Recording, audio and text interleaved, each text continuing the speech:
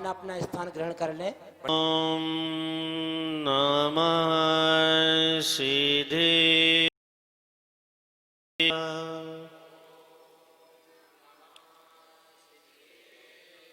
ओम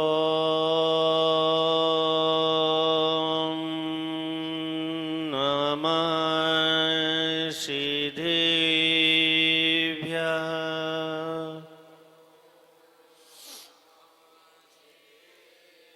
जय बोले अंतानंद सिद्ध परमेश्वरी भगवान की। जय बोले आदि ब्रह्मा आदिनाथ भगवान की। जय बोले 1000 श्री शांतिनाथ भगवान की। जय बोले 1000 श्री। जय बोलिए गुरुदेवाचार्य श्री विराग सागर जी महाराज जी की। जय बोले परम पूज्य आचार्य श्री विनिश्चय सागर जी महाराज की। जय बोले पूज्य आचार्य संघ की। जयकारा गुरुदेव का।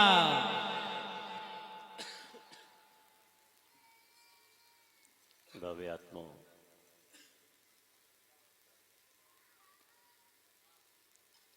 जिन बिंब प्रतिष्ठा,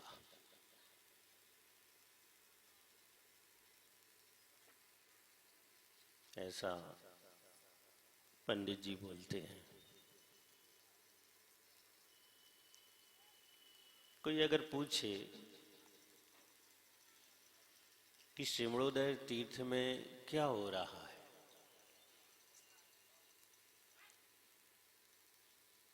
तो ये कहा जाएगा जिन बिंब प्रतिष्ठा हो रही है। इस शब्द सबके लिए बहुत प्रिय है।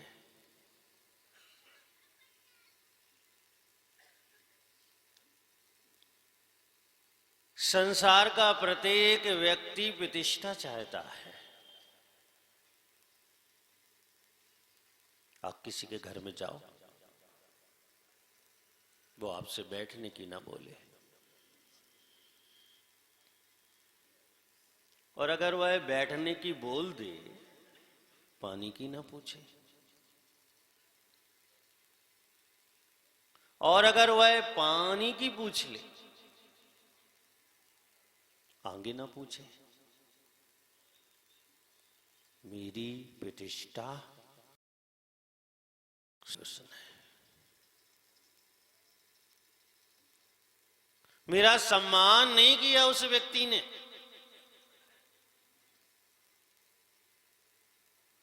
सब चाहते हैं। आप भी अभी अपन ने लक्ष्मी चंद जी का क्या किया, प्रतिष्ठा की।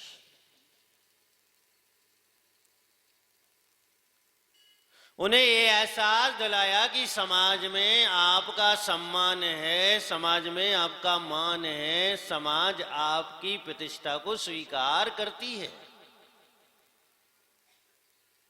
हमने अब एक माला में होता क्या है, वो यहीं छोड़ जाएंगे। दुपट्टे में होता क्या है, वो यहीं छोड़ जाएंगे। लेकिन घर बहुत कुछ लेके जाएंगे, वो प्रतिष्ठा लेके जाएंगे। और वर्षों ये स्मरण रखेंगे कि हम वहां गए थे, समाज ने मंच पर बुलाकर मेरा सम्मान किया था, मेरी प्रतिष्ठा को मान दिया था।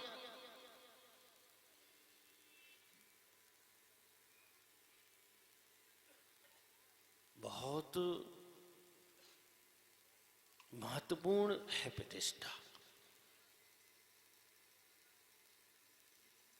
जब द्रौपदी ने अंधों के अंधे कह दिए,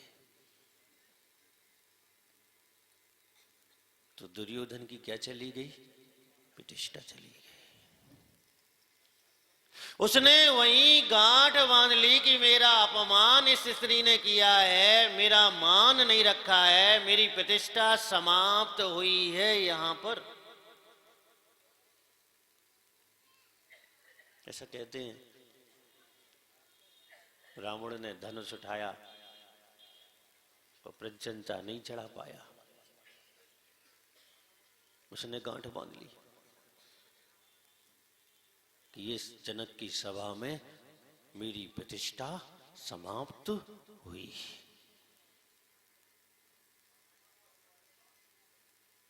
सुदर्शन शेर से रानी ने कहा, तुम मुझे स्वीकार कर लो, राजा को मैं विष देकर मार डालूंगी और तुम्हें राजा बना दूंगी। सुदर्शन ने इनकार कर दिया और रानी ने वहीं गाढ़ मान ली कि इस नगर सेठ ने, इस सुदर्शन ने मेरी प्रतिष्ठा नहीं रखी, मेरा मान नहीं रखा, मेरा सम्मान नहीं रखा। इसने तो परिणाम सबके सब उग्र हो गए। ये मनुष्य जीवन की प्रतिष्ठा है और ये झूठी प्रतिष्ठा है।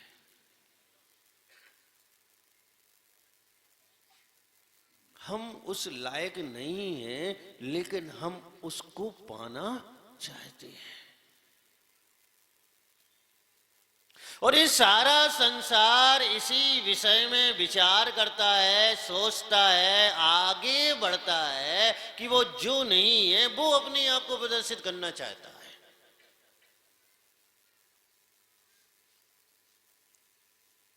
लेकिन हम जो यहां करने जा रहे हैं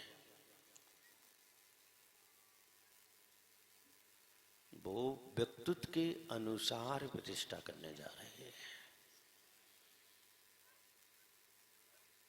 वह भगवान आदिनाथ जैसे थे वैसी ही प्रतिष्ठा करने जा रहे हैं। वह जैसे थे वैसे के वैसे ही। मां साहब, लार के बहुत लोग हैं यहाँ। कितने लोग हैं? हाथ ऊपर करना। बहुमत है लाल वालों का।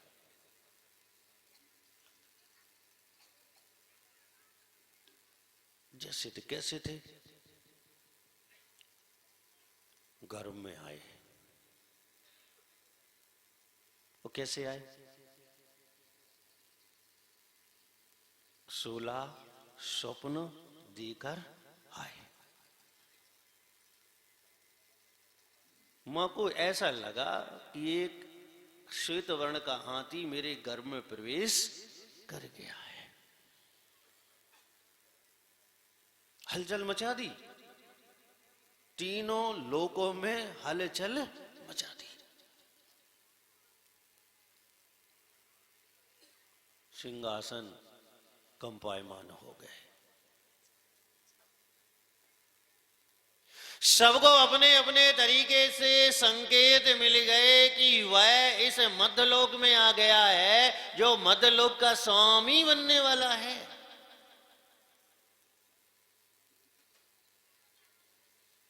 उनकी प्रतिष्ठा 3 लोक में सर्वश्रेष्ठ थी। और हम क्या देंगे?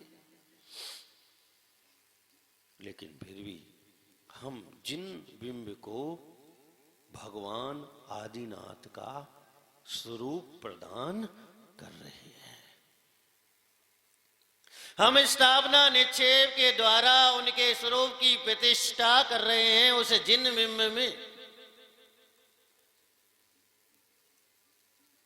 भव्यात्माओं, जैन दर्शन में इस सबसे बड़ा महोत्सव है पंचकल्याण। क्रिया की दृष्टि से बहुत बहुत बड़ा महोत्सव है। और हमें क्या सीखना है इससे? हमें ये सीखना है कि हमें बाहर की प्रतिष्ठा नहीं, अंदर की प्रतिष्ठा चाहिए। क्योंकि अगर दूसरा हमें प्रतिष्ठा देगा तो उसकी सीमा है। वो सम्मान देगा तो कितने सेकंड देगा, कितने मिनट देगा, कितने दिन देगा। लेकिन हम अपने आप को अगर प्रतिष्ठा प्रदान करेंगे तो वह स्थायी प्रतिष्ठा होगी।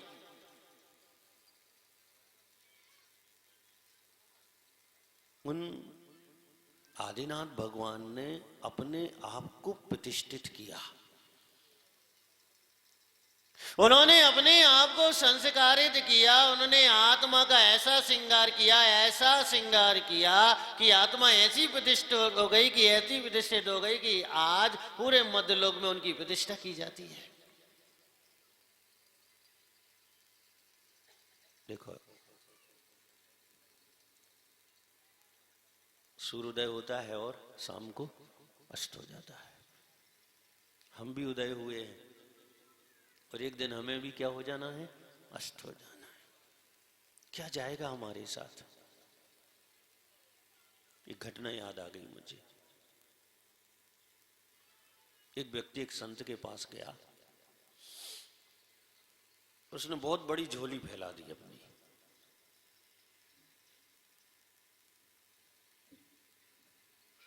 क्या कर दिया हरिश्चंद्र जी? क्या कर दिया? भर दो। संत देखता ही रह गया, कितनी बड़ी झोली। उसने कहा, क्या चाहिए भैया तुम्हें? उसने कहा, मुझे बहुत कुछ चाहिए।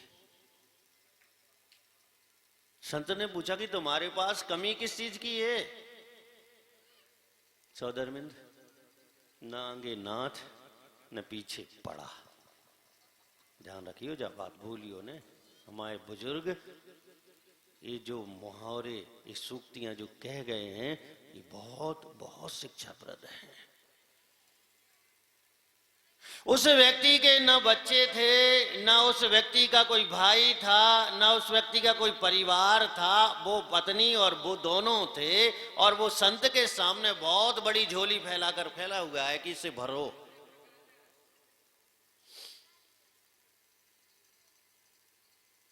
उसने पूछा, कमी किस चीज की है? ठीक बात है, सब कुछ कैसे दे दें? कमी बताओ, और तुम्हारे पास जिस चीज की कमी हो वो चीज तुम्हें हम दे दें। सुखानंद, दुखानंद तो नहीं है, सुखानंद ही है। ठीक है, क्या दे रहे हैं? तो उसने कहा, मैं भिखारी नहीं हूं, मेरे पास कुछ भी कमी नहीं है, सब कुछ है मेरा। भगवान का दिया हुआ धन है, दौलत है, संपत्ति है, परिवार है छोटा सा, सब कुछ है मेरे पास। तो भैया अब काय को झोली फैलाए हुए है? संतुष्टि नहीं है। सब कुछ है लेकिन संतुष्टि नहीं है, और संतुष्टि नहीं है इसलिए ये झोली बड़ी है। कुबेर जी, तुम्हारा खजाना भी खाली हो जाए अगर मनुष्य अपनी खोपड़ी खोल दे तो। हाँ, मनुष्य की खोपड़ी में इतना इच्छा है, इतनी इच्छा है कि कुबेर अपना खजाना खोल दे, उसका खजाना खाली हो जाए, लेकिन उसकी इच्छा खत्म होने वाली नहीं है। वो खत्म होने वाली नहीं है। तो संत होशियार था। ध्यान रखना, संत बहुत होशियार होते हैं, हम भी बहुत होशियार हैं। हाँ, दुनिया में घूम रहे हैं, तुम का घूम लोगे? घर से दुकान, दुकान से घर, नौकरी घर, तक मन रिश्तेदारी में घूमे, और क्या कर लोगे इससे ज्यादा? संत होशियार था। अब वो दिगंबर नहीं था, वस्त्रधारी संत था। तो उसके कपड़े टंगे हुए थे और कपड़े में सुई फंसी हुई थी। उसने सुई निकाली और सेठ जी को दी कि तुम इसे रख लो, ये मेरी अमानत समझकर रख लो, जब मैं मांगू तब देना तुम मुझे। पहले तुम मेरा काम करो, फिर मैं तुम्हारी झोली भरूंगा।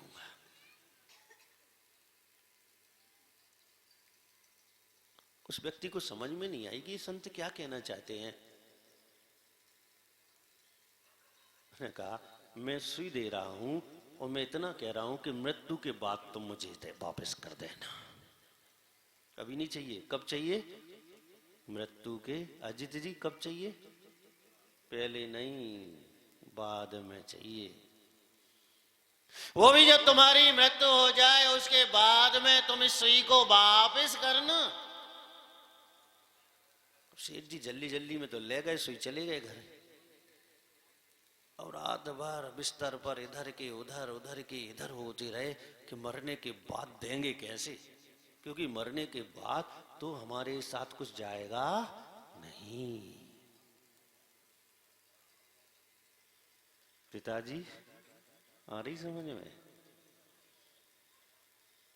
शेठ जी को रात भर नींद नहीं आई, विचार करते रहे। संत ने कहा है कि ये सुई ले जाओ, ये अमानत है और मेरी वापस करना, लेकिन मरने के बाद वापस करना। मैं करूंगा कैसे, क्योंकि मैं मरूंगा तो ये सुई तो मेरे साथ जाएगी ही नहीं। सुबह हुआ, बिना मुंह धोए आ गए संत के पास में, कुल्ला भी नहीं करो उनने। बोले तुम्हारी सुई तुम पकड़ो। क्यों?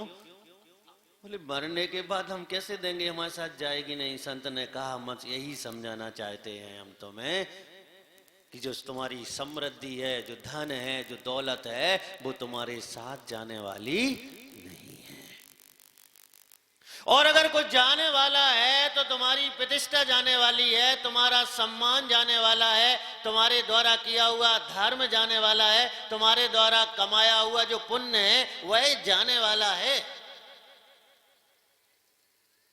शेठ जी की समझ में आ गई। अब भैया तुम्हारे की कब आएगी समझ में? अरे महाराज हमारे को डंडा चाहिए, बिना डंडा के समझ में नहीं आती है। पुष्पन भैया तुम्हारी समझ में आए कि नहीं? अरे महाराज एक मोड़ा है, ठीक है, चाहे 1 हो और चाहे 100 हो और चाहे 96,000 हो, एक भी साथ जाने वाला नहीं है। एक भी साथ जाने वाला नहीं है। और ये बात हमें समझ लेनी चाहिए और अपनी 100 प्रतिष्ठा की ओर हमारा कदम बढ़ जाना चाहिए। हमें अपने आप को सम्मान देना है, और अपने आप को माला से सम्मान नहीं दिया जा सकता, अपने आप को शॉल और दुपट्टा से सम्मान नहीं दिया जा सकता, अपने आप को तिलक से सम्मान नहीं दिया जा सकता। अपने आप के लिए धर्म से, सभ्यता से, मर्यादा से, अनुशासन से ही सम्मान दिया जा सकता है। भव्य आत्माओं, हमें अपनी प्रतिष्ठा करना। हम कब तक इन मूर्तियों की प्रतिष्ठा करते रहेंगे? 3 साल पहले की थी, फिर बीच में हमने छोटे रूप में कर ली, अब फिर कर रहे हैं, 2 साल बाद फिर हम करेंगे, फिर करेंगे, फिर करेंगे, करते ही रह जाएंगे।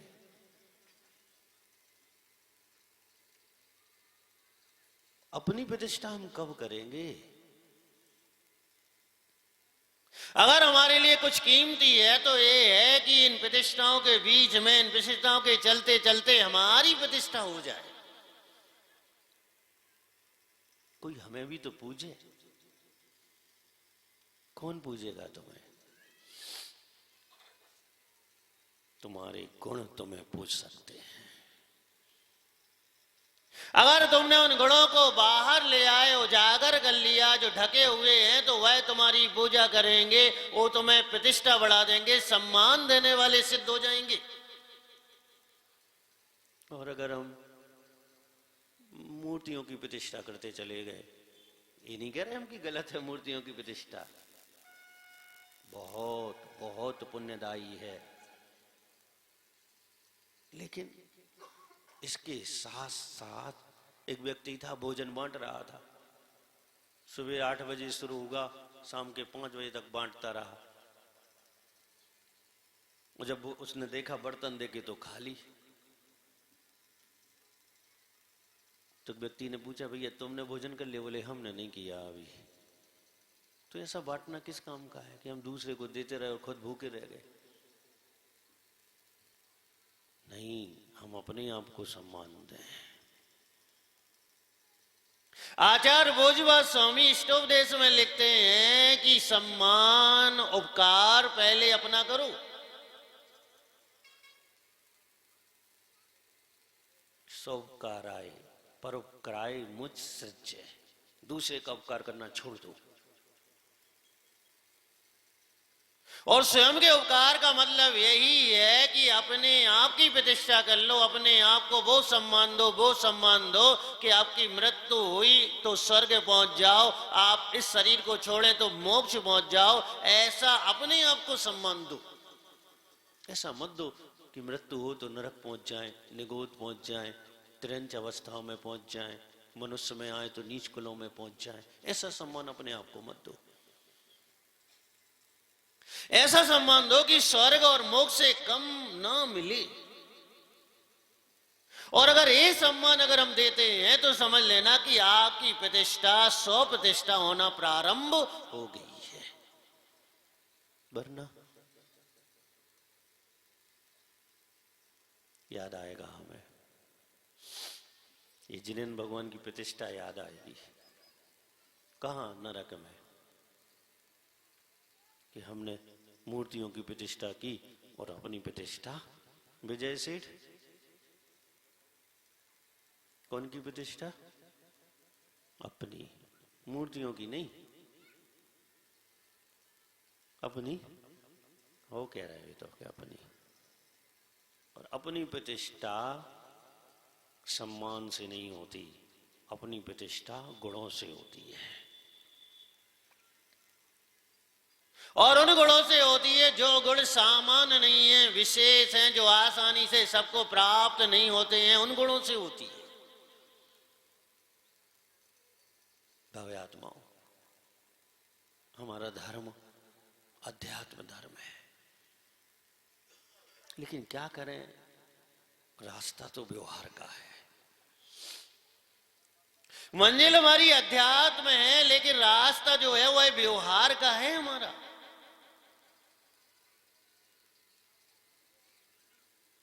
लेकिन सियाना तो वही व्यक्ति कहा जाता है। बबलू, सियानों को कहो जाते? बताओ तो सही, बताइए ईमानदारी से। श्रीमती से पूछ लो, बगल में है का? अरे तुम गलत जगह पहुंच गए, तुम गलत पहुंच गए। तुम अपनी कह रहे कि दूसरे की जाए? तो नहीं, बता दो हमें। नहीं, जो काजल की कोठरी में जाकर भी सांप आ जाए बाहर, वो क्या है? सियाना है। गृहस्थी क्या है? संसार क्या है? काजल की कोठरी है। और इस कोठरी में रहते रहते भी जब यहां से निकले, आयु पूर्ण हो, तो एक कालिक साथ में पुती हुई न जाए। ये है। देखो हमारे पंडित जी सफेद हैं, इसलिए उजरे। हाँ, तुम्हारे तो धौरे कहते, बिल्कुल धौरे हैं, उजरे हैं, उजरे।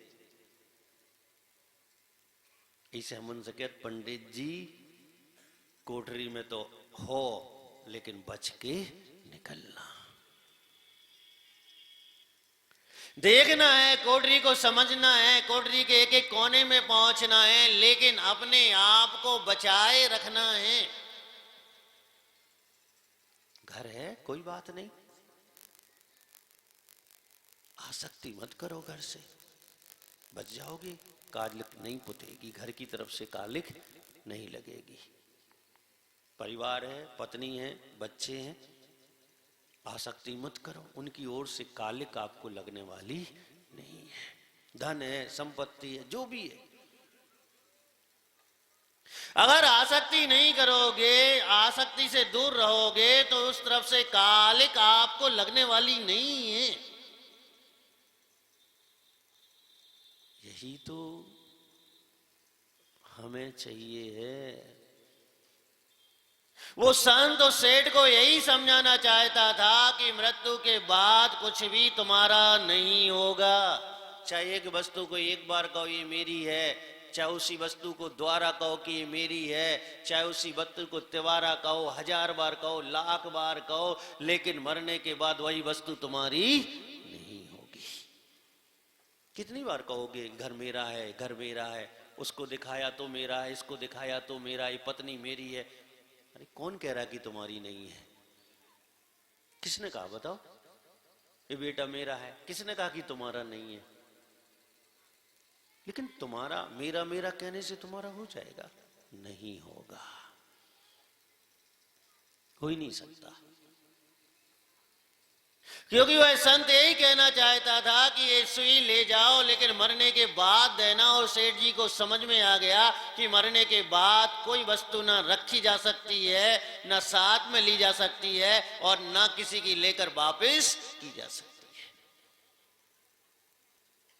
हमारे तीर्थंकरों ने हमें यही समझाने का प्रयास किया, उन्होंने यही समझाने का प्रयास किया कि निष्प्रह रहो, किसी को अपना मत कहो, अपनेपन का व्यवहार तो करो उससे। अगर भूखा है तो भोजन खिला दो उससे, कोई बात नहीं। अगर सहयोग की जरूरत है तो सहयोग कर दो, कोई बात नहीं। लेकिन अपना मत कहो उससे। ये दृष्टि से जब भी उसे देखो तो स्पष्ट देखो कि ये अपना होते हुए भी अपना नहीं है।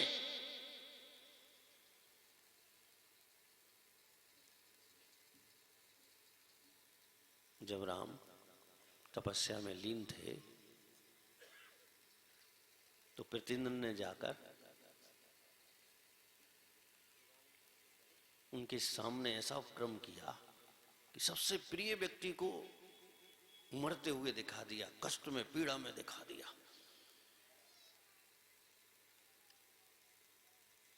उनकी दृष्टि में वो दृश्य आया तो वो सामने वाला उन्हें अपना दिखा ही नहीं, अपना नहीं दिखा उन्हें ये समझ में आया कि अपना हो ही नहीं सकता।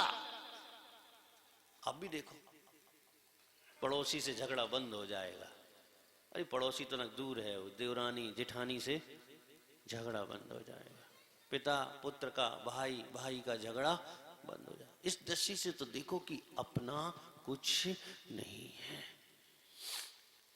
ये अपना कह रहे हैं, कहना पड़ रहा है क्योंकि व्यवहार मार्ग है, लेकिन अध्यात्म दृष्टि से देखें, द्रव दृष्टि से देखें, वास्तविक दृष्टि से देखें, तीर्थंकर भगवान की दृष्टि से देखें तो ये अपना होते हुए भी अपना नहीं है। और अगर हम एक बार ऐसा देख लें तो फिर अपनापन परायेपन में बदल जाता है। भव्य आत्माओं, तो कितना बढ़िया मन होगा कि अपनापन परायेपन में बदल जाए। बाहर से अपना बना रहे व्यक्ति और अंदर से अपना ना हो। बाहर से हम कहें कि ये मेरा पुत्र है, लेकिन अंदर से हम स्वीकार करें कि 3 काल में भी ये संभव नहीं है। ये अंदर से स्वीकार कर ले। बाहर से हम कह दें किसी से मेरा मकान है, लेकिन अंदर से हम स्वीकार करें कि 3 काल में भी संभव, ये अचेतन है और मैं चेतन हूं। ये अचेतन पुद्गल द्रव ज्यादा दिन चल सकता है क्योंकि इसका आयु कर्म नहीं है, लेकिन मैं ज्यादा दिन तक नहीं चल सकता क्योंकि मेरा आयु कर्म है। मनोज, दूसरा पंचकरण कराने का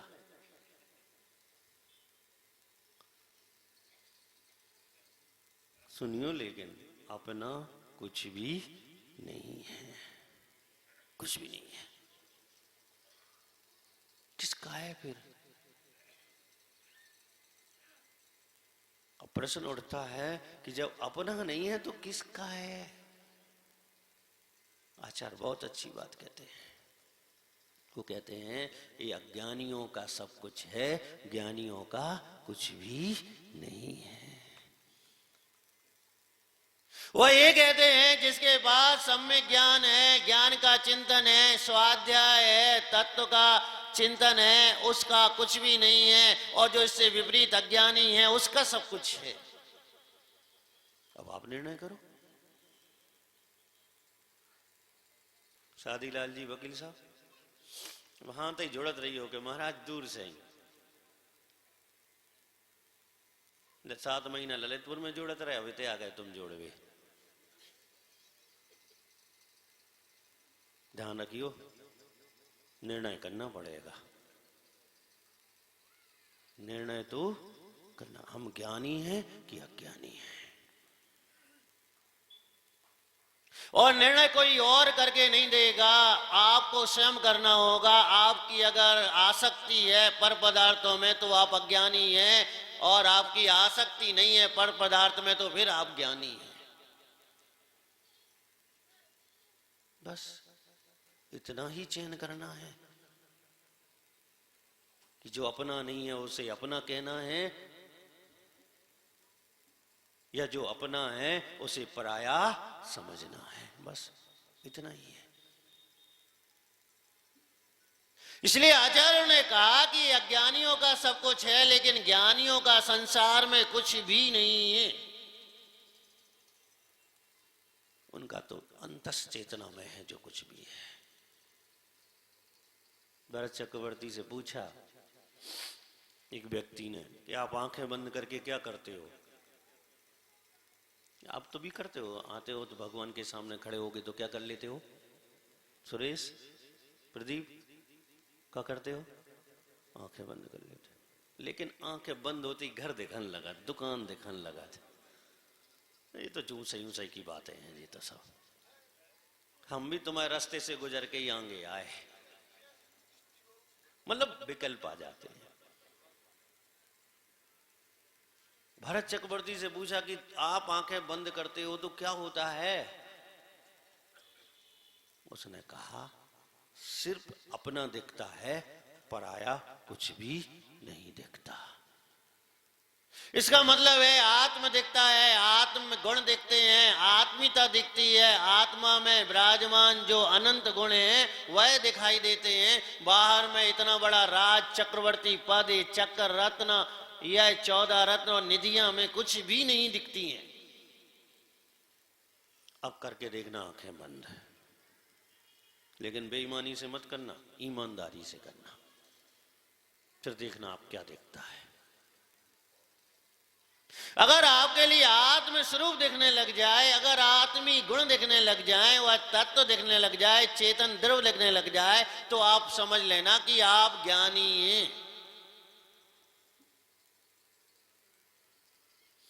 ना साहब स्कूल देखा तो अब आधी तनख्वाह बंद कर दी, वह देखा तो सरकार ने पहले 50 देते हुई, अब 25 देने लगी हुई है। ऐसा तो नहीं है, नहीं है ना? ऐसा करियो भी नहीं कि न वह पूरी साथ में जाने थी और न वह आधी साथ में जाना है।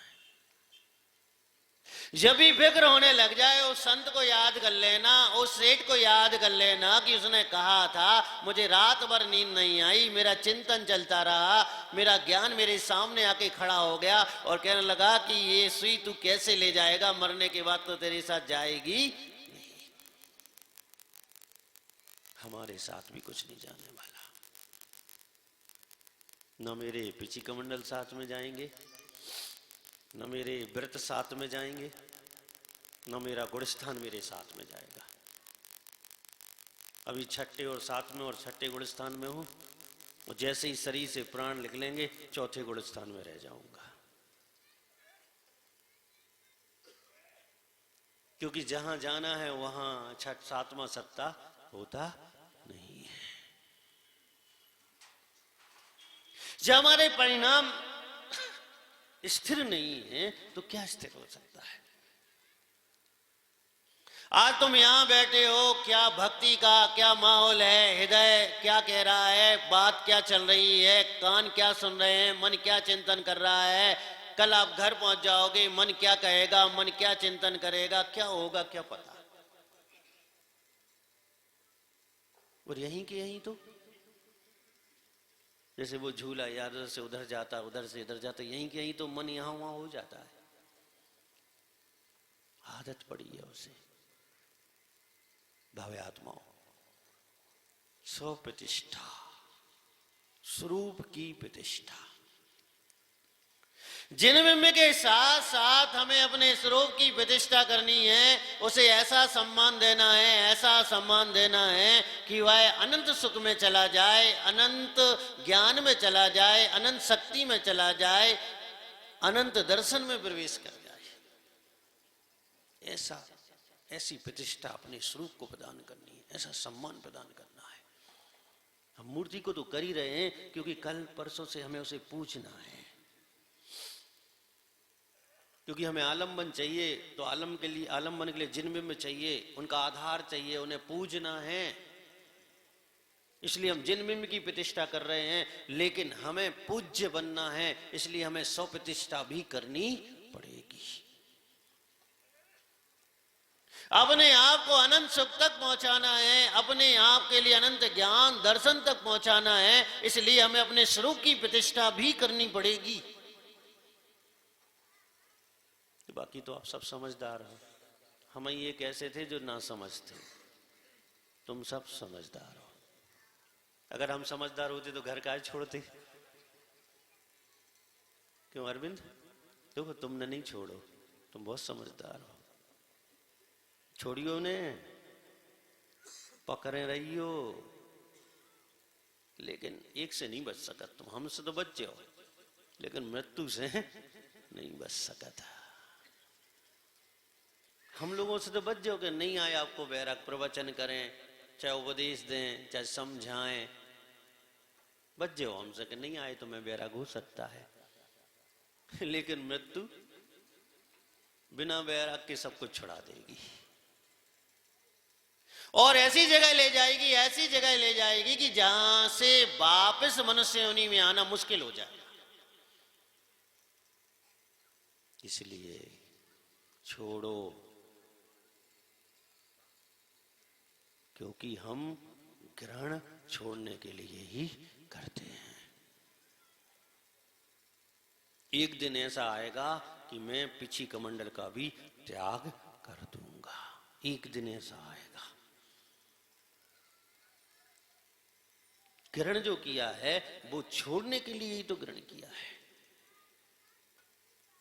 और अगर नहीं छोड़ पाए, उसे पकड़े रह गए, अपने बनाते रह गए, तो समझ लेना कि ऐसे मझधार में डूबोगे, ऐसे डूबोगे कि उबरना मुश्किल हो जाएगा। 10 बज गए पंडित जी? अरे बताओ, कौन घंटा होगा?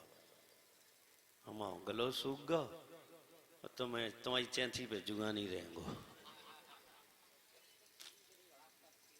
कोई बात नहीं, फिर मिलेंगे दोपहर में।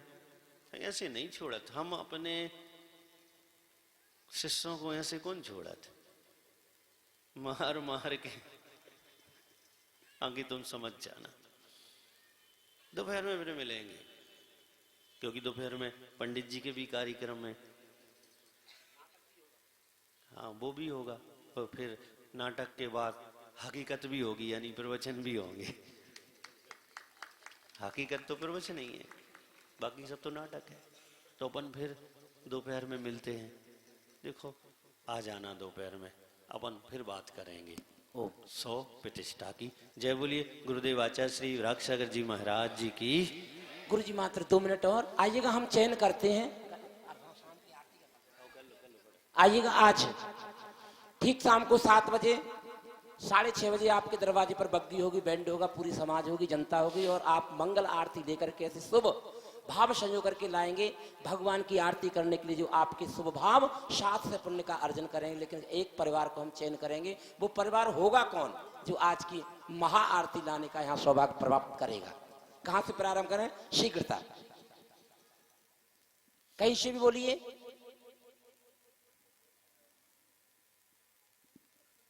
शीघ्रता करें, भाव बनाएं। मंगल आरती लाने का सौभाग्य, महा आरती लाने का सौभाग्य, बग्गी में बैठकर बैंड के साथ समाज बग्गी बैठना, समाज बैठ, साथ रहना, ये कोई मूल्य नहीं। मूल्य ये है कि जब तुम घर से निकलोगे उसी समय भाव हमारे होंगे कि हम भगवान की श्री मध्वेंद्र पंच कल्याणक में भगवान की महाआरती करने के लिए जा रहे हैं। कितना पुण्य का संचय होगा। कहाँ से प्रारंभ कर दें? है जी 1111 1111 31 31 31 31 31 31 51 और साथ में आरती का थाल भी दिया जाएगा। थाल भी, हाँ वो थाल दिखा दो। थाल कहाँ है वो? आ रहा है। आ जाओ भाई, एक थाल ले आओ, वो जिसमें 16 दीपकों का स्वस्तिक बना हुआ है। अत्यंत सुंदर थाल है, स्मृति रूप में आपको प्रदान कर दिया जाएगा। अच्छा, 51 61 आरती के बाद थाल दे दिया जाएगा। जिस मानव, हाँ जिस मानव बाबा का ये चश्मा हो प्राप्त कर ले। देखो ये आगे थाल 61 सुंदर, देखो ये सुंदर थाल है। अरे यार इसमें तो घी भी भर लाए आप, देखो घी भरा हुआ। अच्छा अच्छा, बहुत सुंदर। 61 हो गए ना? 61 उन्हीं को दे दिया जाएगा ये 61 बंधु। एक स्मृति हमेशा हमेशा आपके घर पर रहेगी, 61 पीढ़ी दर पीढ़ी याद करेगी। यार कोई पंच कल्याण हुआ था, इसमें ऐसा सुंदर थाल 16 दीपकों से सजा हुआ, जो 16 कारण भावनाओं का प्रतीक है। आइएगा 61 रुपया। 61 एक बार, 61 दो बार, 61 चलो रे बोली बढ़ाओ यहाँ रे धर्म करण की रत आई। हाँ 65 इसमें भी 60 आ गया है ना। 71 को 61 वाले भैया जी विचार करो, 4 5 से एक छक्का और मार दो तो 71 हो जाएगी, तर जाएंगे और आपके द्वारा बोली आपको आरती करने का भी सौभाग्य प्राप्त हो जाएगा। अरे बढ़ती है बोली बढ़ाने वाले चाहिए, बोली बोलो बोली बोलो, मिलता है अवसर कमाने वाले चाहिए। 65 तो 65 एक बार, 65 तो 65 दो बार, 65 तो 65 ढाई बार। 61 वाले से पूछ लो यदि कुछ भाव हो तो उनके। क्या बोल रहे हैं? 71 ना, 65 65 तो इधर से हो चुके हैं ना एक बार। 65 तो 65 एक भैया। 61 वाले 71 करवाओ, नहीं तो 65 वालों से हम 71 करवा देंगे, ये हमारा विश्वास है। अच्छा हाँ बिल्कुल, या तो तुम करवाओ नहीं तो उनसे हम करवाएं, बेशक हमें भी कुछ पुजाना पड़े कोई बात नहीं। बिल्कुल सच बात है, हम तो दे देंगे, क्या दिक्कत आ रही है। आइए संध्याकालीन मंगल आरती के लिए 65 तो 65 एक बार, और साथ में बग्गी बैंड बाजा के साथ राजशाही ड्रेस। 65 तो 65 दो बार, 65 तो 65 ढाई बार। निवेदन करता हूं, शायद एक बात एक आधी सेकंड की, अंग्रेज मिल गए महाराज जी, अंग्रेज उन्होंने देखा मैंने कहा दिस धोती दुपट्टा। अब ये तो समझ में आया, और धोती भी अच्छी लग रही है। What is this? ये क्या है? अब मैंने कहा यार ये उत्तर गणपत मायक इंद्राणी साहिब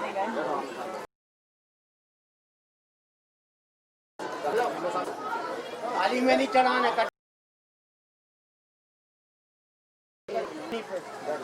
चलो माता पता नहीं यार हाथ में लो लाया